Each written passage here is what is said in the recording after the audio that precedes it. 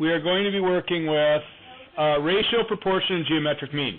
Now, proportional thinking actually is something that is important and that gets used all the time, because you do proportional thinking like if you double a recipe or if you need 2/3 of a recipe or something like that.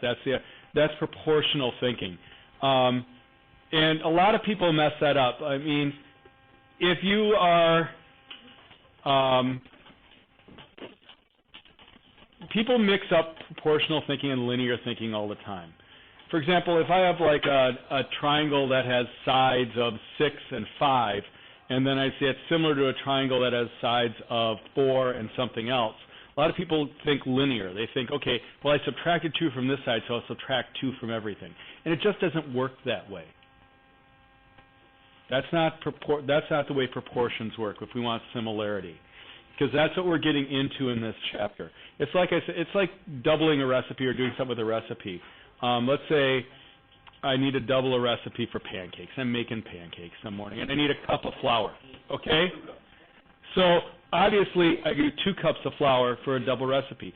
But that doesn't mean I add a cup to every measurement that I do, okay? I mean, if I need a half a teaspoon of salt, I don't use a cup plus a half a teaspoon of salt in the doubled recipe, do I? I don't add a cup to every measurement. I just double every measurement, right? That's, well, if I want them to taste okay, I do. Well, I do. I don't know what you do, but I'm not eating pancakes at your house. So... I thought we were talking about proportion. We are talking about proportion. That's the idea. Okay. So, but you get the idea of proportional.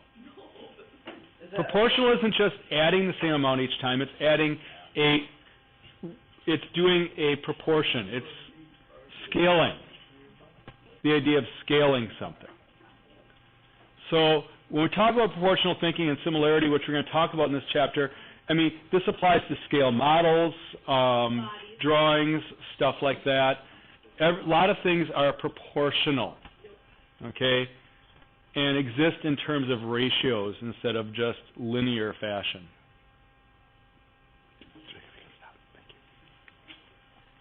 And we can talk about ratios. We can carry ratios out of anything. For example, the ratios of boys to girls in this room. All right, I got 1, 2, 3, 4, 5, 6, 7, 8, 9, 10 boys, and 1, 2, 3, 4 girls. Wow. Miranda's not, but in this room right now. Okay, so I've 11 to 4. If you can't tell, I'm not going to tell. The beard is kind of a giveaway. You never know. The beard's kind of a giveaway. And the deep voice and the Adam's apple, you know, little things like that. The hands. All right. So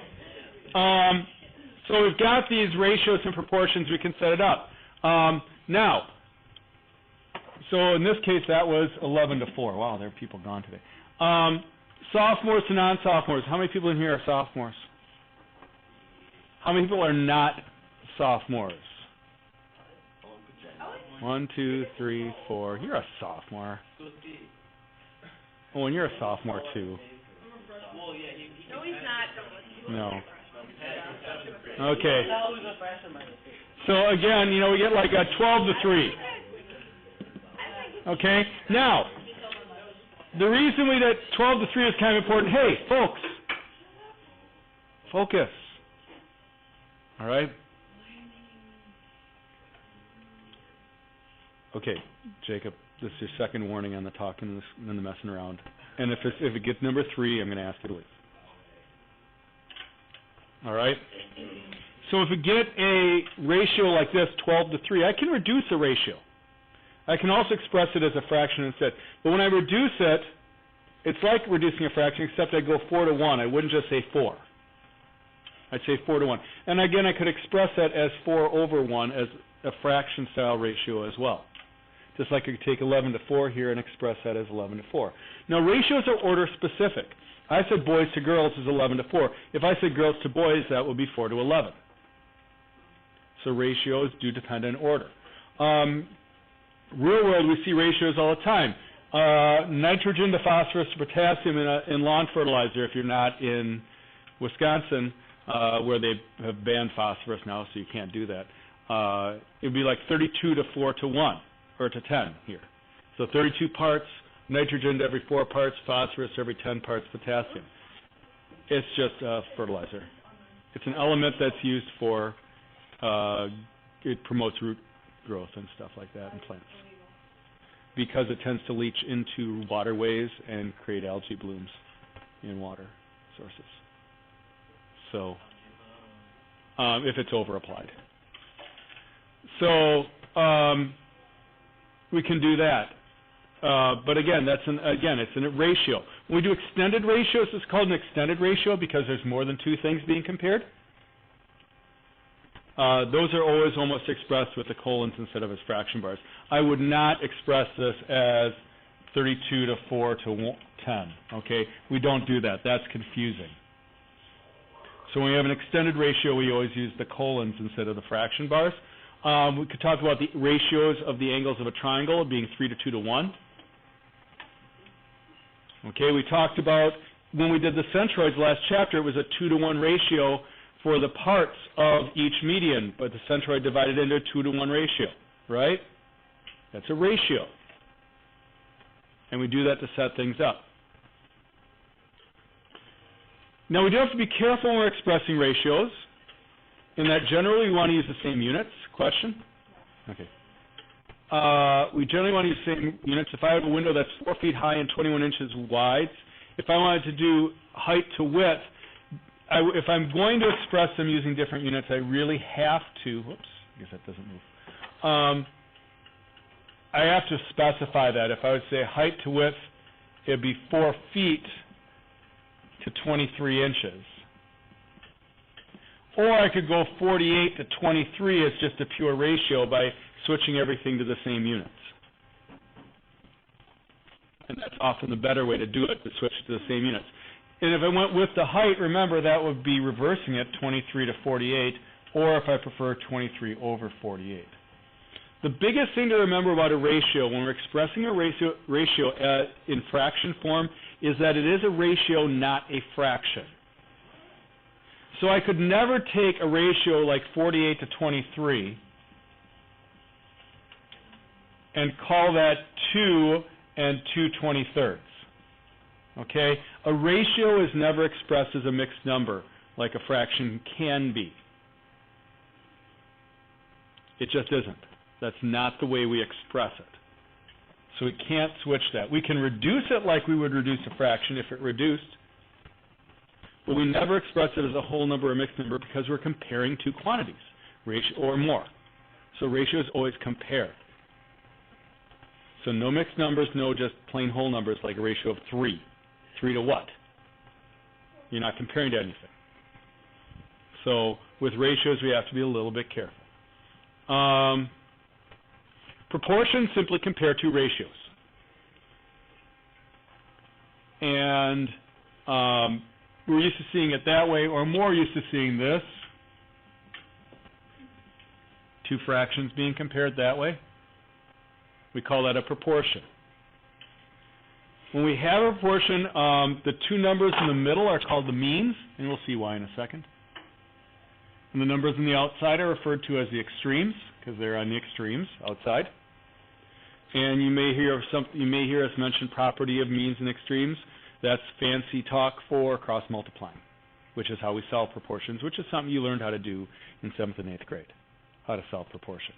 Now, the big thing to remember is that a proportion has an equal sign in the middle. So it's not like normal multiplying fractions, normally multiplying numerator times numerator, denominator times denominator. Here, when we cross multiply, it's because we're going across an equal sign.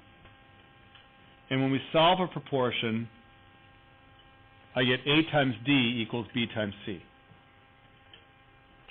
And that's the process we use. It's a different process than normal fraction multiplication, because in normal fraction multiplication,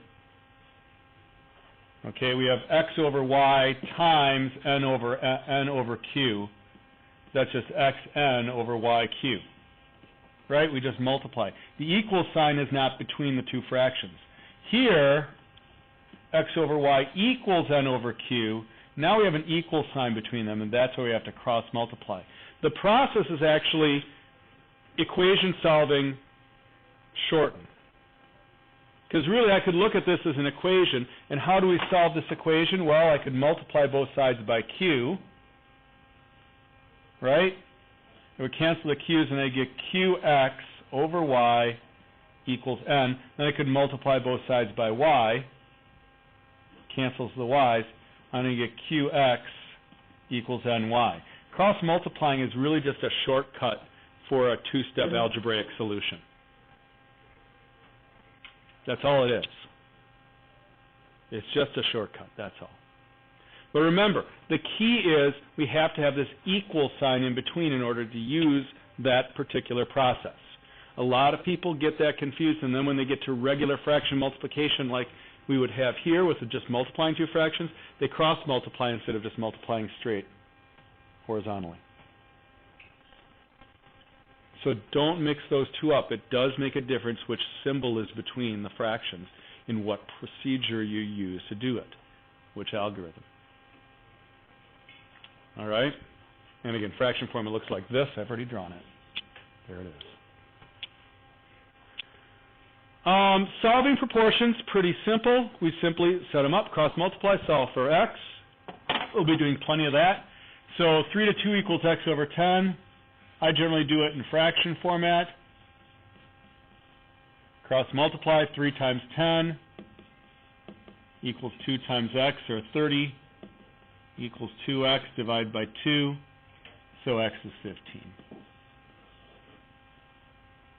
That's a process we use all the time. Now, some people look at that and say, well, I don't need to do anything fancy here. I could just use equivalent fractions, too.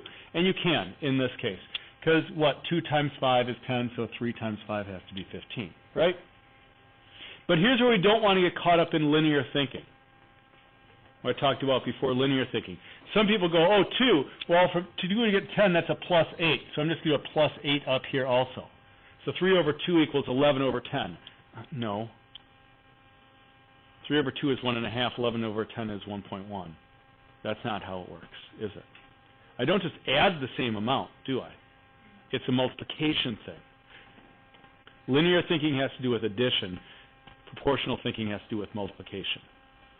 So we have to change the way we think. And that's the real trick. There are 5 parts water for every 1 part bleach in a solution, in a cleaning solution. If I have 8 ounces of bleach, how much water do I need? Very real world type of problem.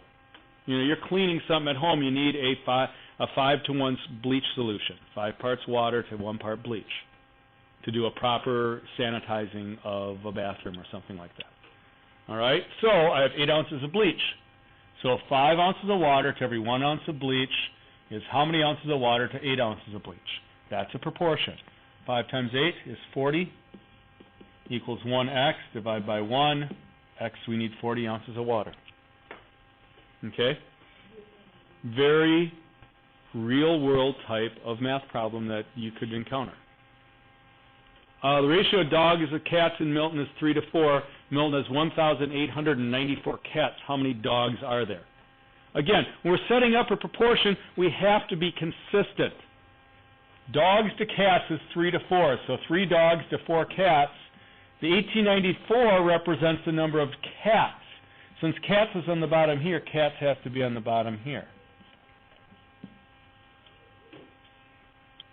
That's a little bit bigger. I got to do 3 times 1894, and I'm going to use my calculator for that. 5862.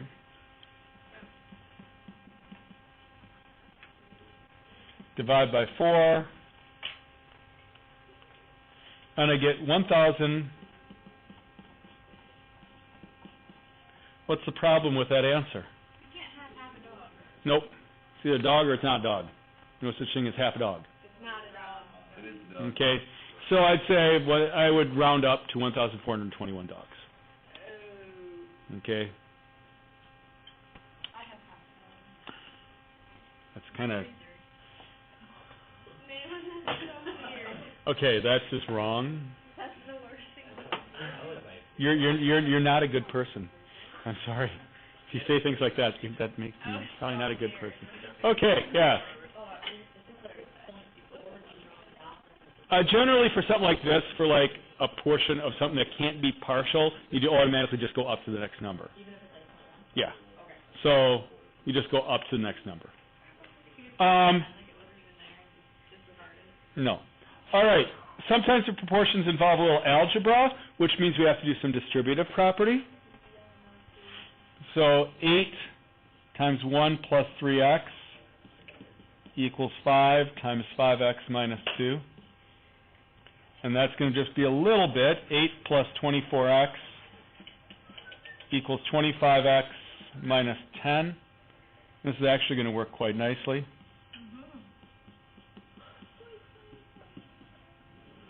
I get x equals 18. And again, we aren't solving for anything. That's just straight up algebra. That's not solving for the length of a side or anything like that. So if I come up with a negative number, it would have been okay, because that's just straight algebra. So again, the type of solving that we do, pretty straightforward. All right? Some extended ratios are a little bit trickier.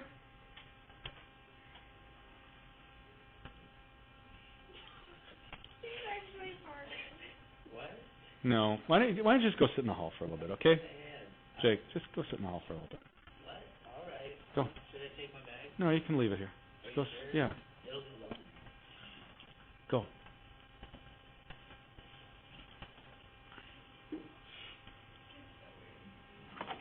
All right.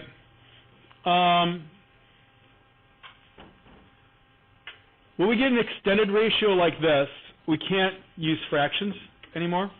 We have to use algebra a little bit differently. But let's say the ratio of angles in a triangle is 5 to 6 to 7. Find the measures of the individual angles. What we got to do is we have to say, okay, a picture might help. And it doesn't have to be particularly accurate, but I say my angles are 5 to 6 to 7, so I'm going to call my angles 5x, 6x, and 7x. I don't know what x is, but once I have that, I can solve for x and figure out the measures of the angles, can't I?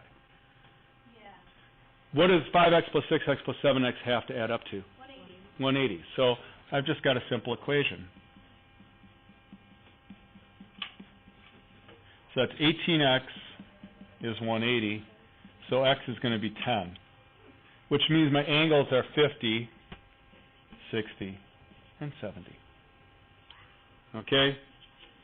So, again, we can solve these types of problems using proportional thinking and ratios and that sort of thing. Now, we aren't setting a proportion, we're just using the ratio in this case. Not every problem is a proportion. But these are the types of problems we're going to see today. Why are we doing ratio and proportion? This is something we do in like 7th and 8th grade. This is something we do in Algebra 1. Why are we doing it again? Because in order to work with similar figures and things like scale models and all that sort of thing, we have to think proportionally. Because you've seen that plenty of times. You see an architectural drawing of a house or something like that, and you get a scale of 1/2 inch equals 1 foot. Okay, that's a ratio, and we use proportions then to set that up, because if I know 1/2 inch in my drawing is 1 foot in the house, and this line is 3 3/8 inches long, how many feet long do I need to build this wall? That's a proportion. That's a ratio and proportion idea. That's a scale drawing idea that we're going to be addressing in the idea of similarity in this chapter, or in this unit. So that's kind of what's going on. Geometric means. This is the other thing that we're going to talk about today. A geometric mean is not the same thing as an arithmetic mean. We've dealt with the idea of an arithmetic mean before. You know what that is. It's adding and dividing by 2. So if I need to find the mean between two numbers, generally we're thinking about the arithmetic mean. We're adding and dividing by 2. Or a mean between 5 numbers, we add all 5 and divide by 5, right? You know how to find an average, a mean. You've done that plenty of times. Geometric mean is different. Geometric mean, instead of adding and dividing, we multiply and take the root. So to find the geometric mean between two numbers, like between 3 and 12, the geometric mean, we multiply 3 and 12 and take the square root. That's different. It's a geometric mean instead of an arithmetic mean. So it's square root of 3 times 12 is the square root of 36, which is 6. Now, is geometric mean different from arithmetic mean? Absolutely. The geometric mean between 3 and 12 is 6. If I did the arithmetic mean, I do 3 plus 12, which is 15, divided by 2. That's 7.5. 6 and 7.5 are not the same.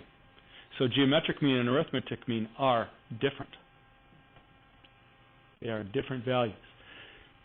Using that process, the geometric mean between 8 and 10 is square root of 80, which we would then simplify. We always simplify. What perfect square goes into 80? 16 how many times? What's 16 times 4? Is that going to give you a 0 in the end?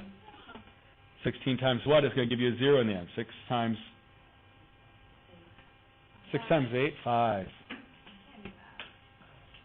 Okay. Okay. So we simplify that, but that's the geometric mean is 4 root 5. And generally we're going to leave these in simplest radical form, not in decimal form. We put them in simplest radical form. Now, some people say, well, okay, what if I have 3 numbers? I need a geometric mean between 3 numbers. I can find the arithmetic mean between 3 numbers. I add and divide by 3. What if I need a geometric mean between 3? You multiply all 3 and take the cube root. But we haven't done cube roots yet. You generally don't do those until algebra 2. So don't worry about that. If you have 8 numbers, you multiply all 8 together and take the 8th root. Because you can take whatever root you need to take. But for us, we're just sticking with 2 numbers. Now, just remembering, how do we simplify a radical? Again, largest perfect square that goes into it evenly. Start with half that. So if I have the square root of 484, let's say I need to get that simplified. I'd say, okay, what's half of 484 to start with? Half 484 would be 242. So 242, I'd start with 225. That's my largest perfect square. Does that go evenly in? No. 196, 169, 144. No, 121. Yeah.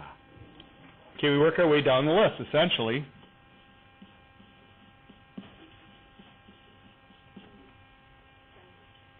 Okay, and remember that this is the one solving out, becoming the 11, the root.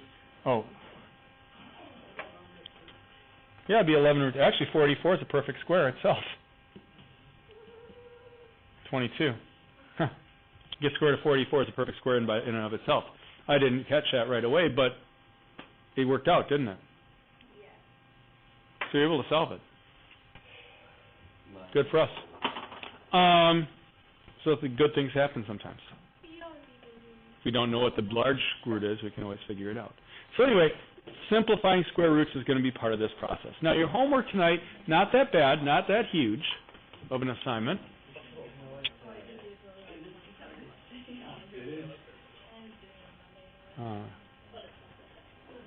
And when we look at the next week, it's not that bad.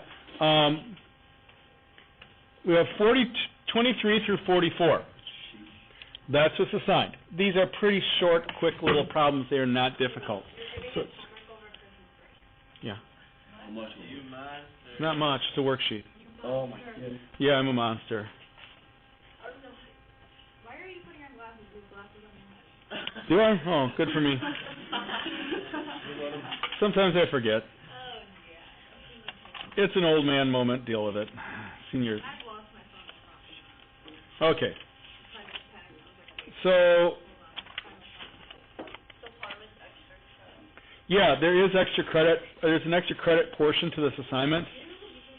23 through 44 is pretty basic. It's solving ratios and proportions.